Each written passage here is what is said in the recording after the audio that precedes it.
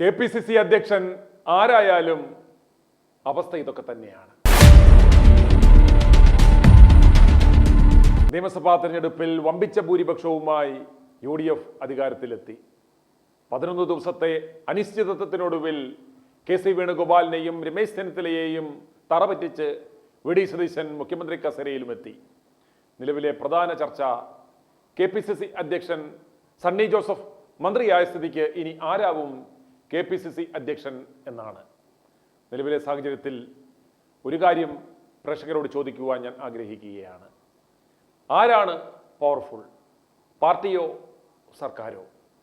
യാതൊരു സംശയവും വേണ്ട, നിലവിലെ സാഹചര്യത്തിൽ സർക്കാരാണ് പവർഫുൾ.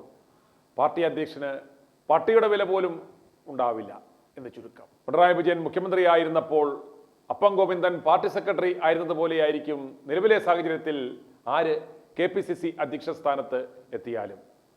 പിണറായിയുടെ നിഴലിൽ നിൽക്കുക, പിണറായി പറയുന്നത് ഏറ്റുപാടുക, പിണറായിക്ക് വേണ്ടി കുരയ്ക്കുക, ന്യായീകരണം നടത്തുക എന്നതുപോലെ സതീശന്റെ നിഴലായി നിൽക്കുവാനുള്ള ഗതികേടായിരിക്കും വരാൻ പോകുന്ന കെ.പി.സി.സി അധ്യക്ഷന് ഉണ്ടാവുക എന്ന് പ്രത്യേകിച്ച് പറയേണ്ടതില്ലല്ലോ.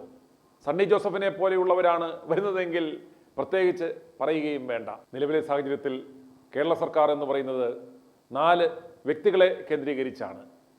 ഇവരുടെ ഈ 4 ഗ്രൂപ്പുകളെ കേന്ദ്രീകരിച്ചായിരിക്കും ഭരണചക്രം മുന്നോട്ട് പോവുക.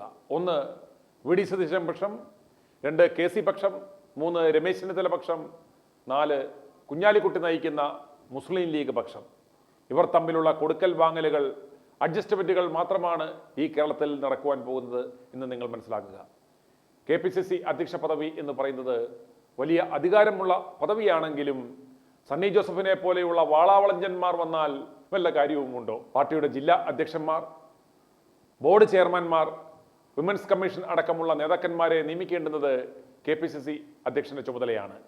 പക്ഷേ ആ പദവിയിൽ ഏതെങ്കിലും റബ്ബർ സ്റ്റാമ്പുകളെ കൊണ്ടിരുത്തി സതീശൻ തന്നെ കെ.പി.സി.സി അധ്യക്ഷ പദവി നിർവഹിക്കുവാനാണ് സാധ്യത കൂടുതൽ. മാത്യു കുൽനാടനെ പോലെയുള്ള കഴിവുള്ള ആളുകളുടെ പേര് പോലും ആരും പറഞ്ഞ് കേൾക്കാത്തതിന്റെ കാരണം അദ്ദേഹമൊക്കെ ഈ പദവിയിലേക്ക് വന്നാൽ റാൻമൂളിയായി നിൽക്കില്ല, ആ പദവി വേണ്ട പോലെ വിനിയോഗിക്കുവാൻ കഴിവുണ്ട് എന്നതുകൊണ്ട് മാത്രമാണ്. കെ.സി. വേണുഗോപാലിനെ പരസ്യമായി സപ്പോർട്ട് ചെയ്തതുകൊണ്ടും മുസ്ലിം ലീഗിനെ ചൊറിഞ്ഞതുകൊണ്ടും മാത്രമാണ് കുഴൽനാടന് മന്ത്രിപദം നഷ്ടപ്പെട്ടതെന്ന് ഇവിടെ അരിയാഹാരം കഴിക്കുന്ന ആർക്കും അറിയാവുന്ന വസ്തുതയാണ്. തനിക്ക് വേണ്ടി ബലിയാടാകേണ്ടി വന്ന മാത്യു കുൽനാടനോട് കെ.സി. അല്പമെങ്കിലും മനുഷ്യത്വം കാണിക്കുമോ എന്നാണ് നമുക്ക് കണ്ടറിയേണ്ടുന്നത്. ആദ്യം 3 പേരുകളാണ് ഈ പദവിയിലേക്ക് പറഞ്ഞു കേട്ടിരുന്നതെങ്കിലും ഇപ്പോൾ നിരവധി പേർ കെ.പി.സി.സി അധ്യക്ഷ പദവിക്കായി ചരടുവലി നടത്തിക്കൊണ്ടിരിക്കുകയാണ്. ആന്റോ ആന്റണി, ബെന്നി ബെഹനാൻ, ഷാഫി പറമ്പിൽ എന്നിവരുടെ പേരുകളാണ് ആദ്യം മുതൽക്കേ ഉയർന്നു കേട്ടുകൊണ്ടിരുന്നത്. ഇതിൽ ആന്റോ ആന്റണിയെ വി.ഡി. സതീശനും കെ.സി. വേണുഗോപാലിനും റോബർട്ട് ഭദ്ര ടീമിനും ഏതാണ്ട് ഒരുപോലെ വേണ്ടപ്പെട്ടയാളാണ്. ബെന്നി ബെഹനാനെ ആക്കുന്നതിൽ വി.ഡി. സതീശന് യാതൊരു താല്പര്യവും ഉണ്ടാവാനിടയില്ല. അതുപോലെ ഷാഫിയോട് കെ.സിക്ക് താല്പര്യം ഉണ്ട് താനും. ഇവർക്ക് പുറമെ ഇപ്പോൾ ഉയർന്നു കേൾക്കുന്ന മറ്റു പേരുകൾ ഇവരൊക്കെയാണ്. കൊടിക്കുന്നിൽ സുരേഷ് പലതവണ കെ.പി.സി.സി അധ്യക്ഷ സ്ഥാനത്ത് നിന്ന് തഴയപ്പെട്ട ആളാണ് താനെന്നും ആ പദവിയിലേക്ക് ഒരു ദളിത് പ്രാതിനിധ്യം ഉണ്ടാവണമെന്നും അദ്ദേഹം ആവശ്യപ്പെടുന്നു. ഈ ആവശ്യം ഉന്നയിച്ച് ഖാർഖെ ഉൾപ്പെടെയുള്ളവരെ കൊടിക്കുന്നിൽ കഴിഞ്ഞ ദിവസം സന്ദർശിച്ചിരുന്നു. നിയമസഭാ തെരഞ്ഞെടുപ്പിൽ അവസാനം സീറ്റ് നിഷേധിക്കപ്പെട്ട ജോസഫ് വാഴക്കനു വേണ്ടി രമേശ് ചെന്നിത്തല ആഞ്ഞ് ശ്രമിക്കുന്നുണ്ട്. അതുപോലെ തെരഞ്ഞെടുപ്പിൽ നാണംകെട്ട പരാജയം ഏറ്റുവാങ്ങിയ ശിവകുമാർ ഡൽഹിയിലേക്ക് പോയി നേരിട്ട് തന്റെ താല്പര്യം നേതൃത്വവുമായി അറിയിച്ചു കഴിഞ്ഞു. അതുപോലെ അടൂർ പ്രകാശിനും കെ.പി.സി.സി അധ്യക്ഷ പദവിയിൽ ഒന്ന് ഇരുന്നാൽ കൊള്ളാം എന്നുണ്ട്. ഒരു കാര്യം തുറന്നു പറയാൻ പറ്റും, മാത്യു കുൽനാടനോ ബെന്നി ബെഹനാനോ അല്ലാതെ മറ്റാര് വന്നാലും അപ്പം ഗോവിന്ദൻ പാർട്ടി സെക്രട്ടറിയായി എങ്ങനെ ഇരുന്ന് പാർട്ടി ഇല്ലാതായോ അതുപോലെ ഇല്ലാതാകുവാനുള്ള സാധ്യതയാണ് കോൺഗ്രസ് പാർട്ടിയിലും കാണുന്നത്. പുനഃസംഘടന നടത്തും എന്നൊക്കെ പറഞ്ഞാണ് സണ്ണി ജോസഫ് വന്നത്. എന്നിട്ട് എന്തായി? ഒന്നും നടന്നില്ല. പുതിയ പ്രസിഡന്റ് വരുമ്പോഴെങ്കിലും പുനഃസംഘടന ഉണ്ടാവും എന്ന് കരുതാനാവുമോ? എന്തായാലും ഇക്കഴിഞ്ഞ നിയമസഭാ തെരഞ്ഞെടുപ്പോടുകൂടി പാർട്ടിയുടെ പഴയ ഗ്രൂപ്പ് സമവാക്യങ്ങൾ മാറിമറിഞ്ഞ് 3 നേതാക്കന്മാരുടെ ഗ്രൂപ്പുകളായി കോൺഗ്രസ് പാർട്ടി മാറുന്ന കാഴ്ചയാണ് നമുക്ക് കാണുവാൻ സാധിച്ചത്.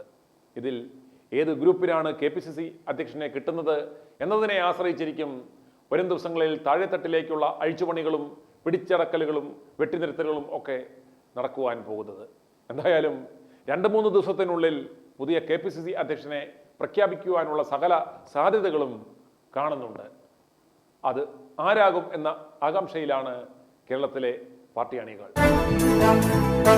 i2i News, an eye for truth.